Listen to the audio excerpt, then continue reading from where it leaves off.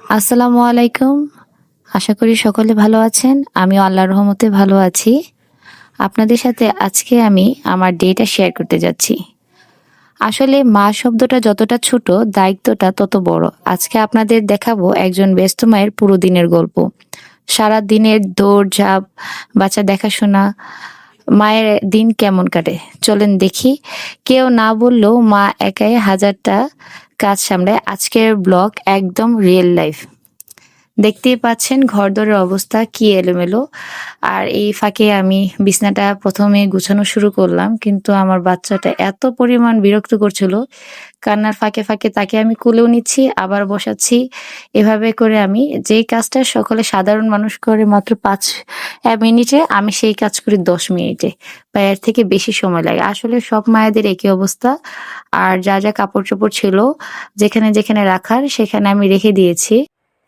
এদিকে আমার শাশুড়ি মা কাঁথা সেলাচ্ছিল, আর সেখানে গিয়ে আমার ছেলেটা ডিস্টার্ব করতেছে। আর সে তার দাদিমাকে অনেক বেশি ভালোবাসে, অনেক পছন্দ করে। আর আমি এক পর্যায়ে ঘর ঝাড়ু দেওয়া শুরু করলে যেখানে ময়লাগুলো জমা হয় সেখানে গিয়ে সে এক মুঠ করে ময়লা নিয়ে আরও ঘর এলোমেলো করে। বাচ্চাদের কাজ মূলত এটাই।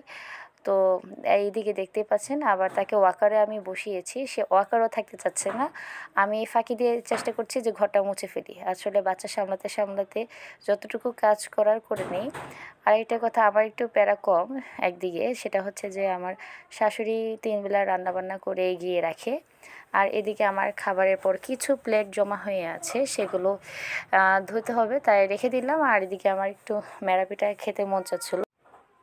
তো আমার ছোটো ভাই সে নিজের হাতে ডিম ভেঙে তারপর মেরা পিঠা দিয়ে কী কী করলো, কীভাবে করলো আল্লাহ মাবু জানে। আর এদিকে আমি আমার কাজগুলো এগিয়ে নিলাম।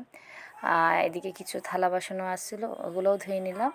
তো এখন সবাই একসাথে খেতে বসলাম। আর এই যে দেখতে পাচ্ছেন আমাদের পুচকু, সে কিন্তু দেখবে যখন যে যেটা খাবে সে সেটা খাওয়ার জন্য একদম বায়না ধরবে। সে সেটা খাবেই খাবে। এক ফাঁকে দিয়ে যে আমার ছোটো ভাই ফাঁকে ফাঁকে তাকে খাইয়ে দিচ্ছিলো, ডিম দিচ্ছিল আর কি। আর এই যে দেখতে পাবেন এখন আসল কেরামতি, সে কিন্তু এই যে খাবারের ঢাকনাগুলো তুলে তুলে খাবার যা যা থাকে সেগুলো সব নষ্ট করে।